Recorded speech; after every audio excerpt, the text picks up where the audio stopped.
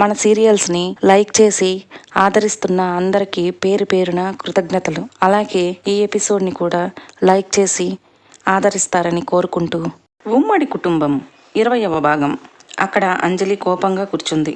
తనని వేరే కారులో కూర్చోబెట్టి అందరూ ఒకే కారు ఎక్కి తన గురించి చెప్పుకుంటున్నారని లేనిపోనివి ఊహించుకుంటూ లోపల కోపంతో రగిలిపోతూ కూర్చుంది. పక్కన చుట్టాలు మాట్లాడేవి ఏమీ వినిపించటం లేదు. ఊ అని సమాధానం చెప్తుంది. కానీ వాళ్ళ ముచ్చట్లు వినే ఇంట్రెస్ట్ లేదు తనకి. కారు ఇంటి దగ్గర ఆగటంతో అంజలి కారు దిగుతూనే తననే కోపంగా చూస్తున్న ప్రభాకర్ని చూడగానే అప్పుడు గుర్తొచ్చింది తను చేసిన వెధవ పని. ఇంకా తనకి మూడింది అనుకుంటూ పడుకున్న బాబుని భుజం మీద వేసుకుని లోపలికి వెళ్ళింది. వచ్చిన చుట్టాలందరూ వెళ్ళిపోవటంతో ఆ కుటుంబం వాళ్ళు మాత్రమే మిగిలారు. తులసి కన్నా ముందు వాసుదేవ్ కోపంగా అంజలిని పిలిచాడు. చెప్పండి మామయ్య, టీ పెట్టనా అని అడిగింది ఏమీ జరగనట్టు. నీకు ఈ ఇంటికి ఉన్న సంబంధం ఏంటి అంజలి? తీక్షణంగా చూస్తూ అడిగాడు. మిగిలిన వాళ్ళందరూ మౌనంగా ఉన్నారు. ఇప్పుడు ఇంటి పెద్దగా వసుదేవ్ గారు మాట్లాడుతుంటే మిగిలిన వారు మౌనంగా చూస్తున్నారు. నేను ఈ ఇంటి కోడలని మామయ్య, అలా అడుగుతున్నారేంటి అంది అర్థం కానట్లుగా. మరి ఈ ఇంటి కోడలలా ప్రవర్తించావా నువ్వు? ఏం చూసుకునే నీకంత అహంకారం? మీ అత్త నిన్ను ఈ ఇంటి కోడల్ని చేయాలి అనుకున్నప్పుడు నాకు ఇష్టం లేదని చెప్పాను. కారణం ఎంతైనా నిన్ను కన్నది ఆ సుందరే కదా. తన బుద్ధులు నీకు రాకుండా ఉంటాయా అని. ఇన్ని రోజులు అలా అనిపించలేదు. కానీ ఇప్పుడు నిన్ను చూస్తుంటే సుందరిని చూస్తున్నట్లే ఉంది. ఎందుకు ఆ అమ్మాయి మీద నీకు కుళ్ళు? తనకి నీకు వ్యక్తిగతంగా ఏమైనా కక్షలు ఉన్నాయా? లేదంటే మీ ఇద్దరు పుట్టుకతోనే బద్ధ శత్రువులా? తను కూడా నీలా ఈ ఇంటి కోడలుగా అడుగు పెడుతుంది. అలానే నీలా దిక్కు మొక్కు లేనిది కూడా కాదు. తల్లి తండ్రి పెంపకంలో సక్రమంగా పెరిగింది. గౌరవంగా ఈ ఇంటికి కోడలిగా అడుగు పెట్టబోతోంది. ఇప్పటి వరకు నిన్ను ఎప్పుడు కూడా అగౌరవంగా మాట్లాడలేదు. నీతో అలా ప్రవర్తించను కూడా లేదు. కానీ కొన్ని రోజులుగా ఇంట్లో జరుగుతున్న వాటిని చూస్తుంటే చాలా కోపం వస్తుంది. తమ్ముడి మీద ప్రేమతో నిన్ను తీసుకొచ్చి నీకు రెక్కలిచ్చినట్లుంది మీ అత్త. ఇచ్చిన చనువుని దుర్వినియోగం చేసుకుని మా నెత్తినెక్కి ఆడాలని చూస్తే మాత్రం మేమేంటో చూపించాల్సి ఉంటుంది. వెళ్ళి నీ ఫోన్ తీసుకురా అని కోపంగా చెప్పడంతో పరుగున వెళ్ళింది అంజలి. ఎప్పుడూ అంత రూడ్గా మాట్లాడని ఆయన సాధారణంగా ఆయనకు కోపం రాదు. వస్తే అది అంత త్వరగా పోదు. అంజలి ప్రవర్తన ఈరోజు ఆయన్ని చాలా బాధించింది. అసలు అంజలి ఎవరు? వాళ్ళకి తనకి ఉన్న సంబంధం ఏమిటి? కేవలం తులసి తమ్ముడి కూతురు అని జాలిపడి రోడ్డున పడేయలేక ఆ పిల్ల భవిష్యత్తు నాశనం అవుతుంది అని తమ ఇంటికి తెచ్చి పెంచుకున్నారు.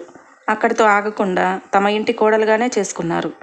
వాళ్ళు ఆ పని చెయ్యకపోతే ఆమె పరిస్థితి ఏంటో స్వయంగా చూసి కూడా తమ మీద గౌరవం లేకపోయినా కనీసం కృతజ్ఞత చూపించకుండా తన జీవితాన్ని నాశనం చేయాలని చూసిన వాళ్ళ మాటలు నమ్మి ఇప్పుడు తమ ఇంటి గౌరవాన్ని నాశనం చేయాలని చూస్తున్న అంజలి ప్రవర్తన వాళ్ళకి కోపం తెప్పిస్తుంది. ముఖ్యంగా వసుదేవ్ గారికి. అందుకే ఆ ఇంటి పెద్దగా ఆయన కాస్త కఠినంగానే ప్రవర్తించారు. అంజలి గుండెల మీద చెయ్యి వేసుకుని తల బాదుకుంటూ ఫోన్ తీసుకుని బయటకు వెళ్ళింది. ఆ ఫోన్ని ప్రభాకర్ చేతిలో పెట్టి, భార్య మీద ప్రేమ ఉంటే రోజుకు 4 సార్లు వచ్చి చూసి వెళ్ళు, లేదంటే గంటకోసారి మాకు ఫోన్ చెయ్యి, అంతేగాని దీని అవసరం లేదు అని కఠినంగా చెప్పి, అలానే మరో విషయం కూడా చెప్పాలి అనుకుంటున్నాను అని అందరి వంక చూసి, ఇదంతా మా స్వార్జితం. ఈ ఆస్తి మీద పూర్తి హక్కు మాకు మాత్రమే ఉంది. మేము ఉన్నంత వరకు మీరు కలిసి ఉండాలనేది మా కోరిక. అలా ఉంటే ఆస్తి మీరు అనుభవిస్తారు, లేదంటే మీ దారిన మీరు వెళ్ళండి. ఎవ్వరూ అడ్డు చెప్పరు. కానీ ఇంట్లోనే ఉండి పిచ్చి వేషాలు వేయాలని చూస్తే మాత్రం నా అంత చెడ్డవాడు ఎవ్వరూ ఉండరు అని చెప్పడంతో తండ్రి కోపానికి మరో కారణం ఏదో ఉందని రఘుతో పాటు ప్రభాకర్ కూడా సెన్స్ చేశాడు. తులసి మాత్రం ఆలోచనలో పడింది. అంజలి గుండె గొంతులోకి వచ్చినంత పనయింది. భయంతో గొంతు తడారిపోయింది. ప్రభాకర్ ఫోన్ తీసుకుని భార్యని అనుమానంగా చూస్తూ గదిలోకి వెళ్ళాడు. అంజలి మాత్రం ఆ సాహసం చేయలేదు. కిచెన్లోకి వెళ్ళి లేకపోయినా చేస్తున్నట్లుగా నటిస్తూ మామగారు అన్న మాటలు ఒక పక్క కోపం వస్తున్నా మరో పక్క భయంగా కూడా ఉంది తనకు. తన ఆలోచనలు తెలిసినట్లు మాట్లాడుతున్నారు అంటే సుకన్యతో మాట్లాడేటప్పుడు విన్నారా అనుకుంటుంది. కానీ తనకు పూర్తిగా తెలియదు. కానీ ఒక నిశ్చయానికి మాత్రం వచ్చింది. మరొకసారి తన ప్రవర్తనలో ఎవరికీ అనుమానం వచ్చేలా చేయకూడదు అని. ఆ రాత్రి భోజనాలకు ముందు నానిబాబు చాలా చిరాకు పెడుతూ ఏడుస్తూ దిష్టి తీసింది తులసి.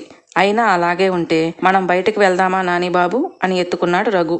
బయటకు అనేసరికి హుషారు వచ్చేసింది. వెళ్ళి బాబాయ్ చంక ఎక్కాడు. నాన్న మీరు రండి, అలా బయట తిప్పి తీసుకొద్దాం అని తండ్రిని కూడా తనతో తీసుకెళ్లాడు. కొంచెం దూరం వెళ్ళాక బాబుకు జ్యూస్ ఇప్పించి తాగుతూ ఉండమని చెప్పి అక్కడే ఉన్న ఒక టేబుల్ మీద కూర్చోబెట్టి తండ్రి పక్కకు వెళ్ళి నిలబడ్డాడు. నిన్న మీ వదిన ఫోన్ మాట్లాడుతుంటే నేను విన్నాను రఘు. సుకన్యతో మాట్లాడుతుంది. వేరు కాపురం పెట్టాలని, మీ అన్నయ్యతో బిజినెస్ పెట్టించాలని చాలా ప్లాన్స్ చేస్తున్నారు ఇద్దరూ కలిసి. రఘు అది ఊహించాడు కాబట్టి పెద్దగా ఆశ్చర్యపోలేదు. నాన్న, మీకు ఈ విషయం చెప్పేటంతటి వాడిని కాదు. కానీ ఒక్కటే చెప్తాను. చెప్పుడు మాటలు వింటే నష్టపోయేది విని ఆచరించేవాళ్లే. ఆ సుకన్య గురించి మీకు తెలుసో తెలియదో కానీ అమ్మ మాత్రం ఆ సుకన్యకి అప్డేట్ వర్షన్ అన్నట్లుగా మాట్లాడుతుంది. తల్లి 4 ఆకులు చదివితే కూతురు ఇంకో 7 ఆకులు ఎక్కువ చదివిందిరా. నీ మీద కన్ను పడింది దానికి. నీకు ఫోను గట్రా చేస్తే దూరం పెట్టు అని నన్ను ముందే హెచ్చరించింది. అన్నట్లుగానే జరిగింది. ఆ సుకన్య నా నెంబర్ తీసుకుని నాకు ఫోన్ చేసింది. కానీ నేను రెండోసారి ఫోన్ చేయగానే కట్ చేశాను. వదిన అలా కట్ చేయలేకపోయింది. అసలు ఆ సుకన్య వాళ్ళ బాధ ఏంటి నాన్న? ఎందుకు మన కుటుంబం మీద కక్ష కట్టినట్లు ప్రవర్తిస్తుంది అని అడిగాడు. మీ అమ్మ మీద కోపం అయ్యి ఉంటుంది. ఆ రోజు మీ అమ్మ దాని చెంప పగలగొట్టింది కదా, బహుశా అదే కోపం అయ్యి ఉంటుంది. ఏదేమైనా మనం జాగ్రత్తగా ఉండాలి.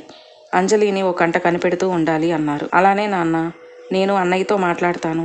అయినా ఫోన్ తీసేసుకున్నారు కదా, ఇక ఆ సుకన్య లేకపోతే వదిన ఆలోచనలు మరీ క్రూరంగా ఉండవులే అన్నాడు. అలా మాట్లాడుకుంటూ ఇంటికి వెళ్ళిపోయారు.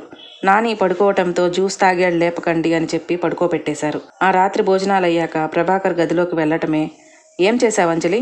నాన్న అంత కోపంగా ఉన్నారు అంటే ఖచ్చితంగా నువ్వు ఏదో చేసే ఉంటావు. ఆ సుకన్య నీ మైండ్ మొత్తం నాశనం చేస్తుంది. నీకది ఎందుకు అర్థం అవ్వట్లేదు అని కోపంగా అడిగాడు.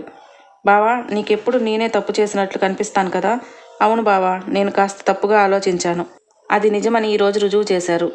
నేను ఈ ఇంటికి ఏమీ తీసుకురాలేదు. నీకు అల్లుడిగా మర్యాదలేమీ జరగలేదు. నీకు కట్నం తీసుకురాలేదు. లాంఛనాలు జరగలేదు. కానీ ఇప్పుడు మీ తమ్ముడికి అన్నీ జరుగుతున్నాయి. అవన్నీ చూస్తుంటే నాకు ఎంతో బాధగా ఉంది తెలుసా. నా వల్లనే నీకు అన్నీ దక్కలేదు అన్న బాధతో ఉదయం నుంచి అలా ఉన్నాను. ఇంకా నీ జీతం తక్కువ, మీ తమ్ముడి జీతం ఎక్కువ. పైగా వచ్చే కోడలు కట్నం తీసుకొస్తుంది. రేపు ఈ ఇంట్లో పెద్ద కోడలిగా నాకు విలువ ఇస్తుందో లేదో, లేదంటే నాకన్నా తన మొగుడి సంపాదన ఎక్కువ కాబట్టి మనల్ని చులకనగా చూస్తుందో అన్న భయం నాలో ఉంది. ఒక రకంగా ఈర్షపడుతున్నాను, మరో రకంగా భయపడుతున్నాను. అలానే నా తల్లిదండ్రులు ఉంటే నాకు కూడా అన్నీ జరిగేవి కదా అన్న బాధ కూడా ఉంది. ఆడపిల్లను బావా, నాలో ఉన్న భయాల్ని బాధల్ని అర్థం చేసుకోవటానికి ప్రయత్నించు. ఎప్పుడు వాళ్ళు చెప్పేదే కాదు, నా గురించి కూడా కాస్త ఆలోచించు బావా. నీకు నేనంటే లెక్కలేదులే, ఇంకా నా గురించి ఏం ఆలోచిస్తావు? అయినా మామయ్య చెప్పారు కదా నా స్థానం ఏమిటో, నేను ఈ ఇంటికి ఏంటో. రాబోయే కొత్త కోడల గురించి వాళ్ళకి దిగులు ఉంటుంది, కానీ ఆల్రెడీ పెళ్ళయి ఇంట్లో ఉంటున్న ఈ కోడల గురించి మాత్రం ఏ ఆలోచన లేదు. ఏం చేస్తాను, నా తలరాత. నా తల్లి సక్రమంగా ఉంటే నాకు ఈ బాధలు ఉండవు కదా అని ఏడుస్తూ పక్కకు తిరిగి పడుకుంది. అంజలి చెప్పిన మాటలు ప్రభాకర్ వింటాడా? మరో భాగంలో తెలుసుకుందాం. అంతవరకు మన వీడియోలు మీకు నచ్చినట్లయితే ప్లీజ్ లైక్ చేయండి, షేర్ చేయండి, సబ్స్క్రైబ్ చేసుకోవటం మాత్రం మర్చిపోకండి. Thank you.